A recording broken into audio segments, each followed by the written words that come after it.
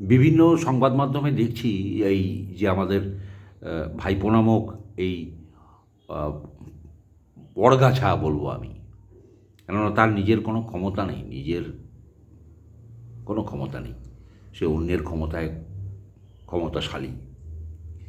যাই হোক, এই বড়গাছাটি বিভিন্ন চ্যানেলে দেখছি বেশ বড় বড় বাতেলা মেরেছে। এমনকি আমাদের ভারতবর্ষকেও চ্যালেঞ্জ করেছে। স্টেট অফ ইন্ডিয়াকে চ্যালেঞ্জ করা মানে হচ্ছে সারা ভারতের যত যা সিস্টেম আছে, আদালত থেকে নিয়ে, সরকার থেকে নিয়ে, জনতা থেকে নিয়ে যত যা আছে তাকে চ্যালেঞ্জ করা। নেহাতি মূর্খ না হলে এরকম কাজ কেউ করে না।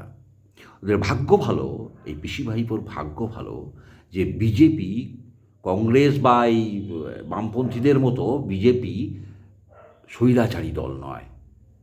তৃণমূল তো স্বৈরাচারী বটেই, আমরা দেখছি, তাকে তাড়ানোর জন্যই আমরা এই ভোট টোট ইত্যাদি সব হলো, এখন তার যাওয়ার পালা।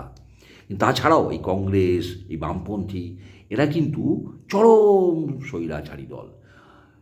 বিজেপি স্বৈরাচারী দল নয় বলেই এই পিসি ভাইপো এখনও বাইরের হাওয়া খাচ্ছে। যাই হোক, আমি যেটা প্রকৃত আমি বলতে এসেছি, এরা যে এইসব বাতেলা মারছে, এই পিসি ভাইপো এরা যে বাতেলা মারছে, নাম করে পিসি শুনলাম নাম করে মুসলিমদেরকে খেপাচ্ছে যে ওদেরকে নিয়ে এসে জমায়েত করো, ওরা ভালো লড়াই করতে পারে। কি অসভ্যতা! মুসলিম সমাজটাকে তারা তার মানে লেঠেল গুন্ডা বলে দাগিয়ে দিচ্ছে এই এই এই যাওয়ার সময়।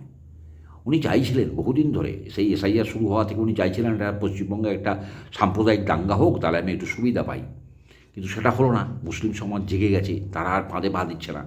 এবারও এই যে বলছে জমায়েত করা, এইগুলো কেউ যাবে না, আপনারা দেখে নেবেন, 500 লোক পাবে না। মানুষ বোঝে কখন কী করতে হয় না করতে হয়, বোঝে, সে তার প্রাণকে বাজি রেখে এসব করবে না। হ্যাঁ, মূর্খর অভাব নেই, সেই জন্য আমি 500 জনকে রাখলাম, 500 জন হয়তো পাবে। আর যারা বাড়াবাড়ি করবে, যারা অতি উৎসাহ দেখাবে, তাদের যে কালকে কী অবস্থা হবে টিভি চ্যানেলে দেখার জন্য আমি বসে থাকবো, আপনারাও থাকবেন। আবার আগামীকাল দেখা হবে।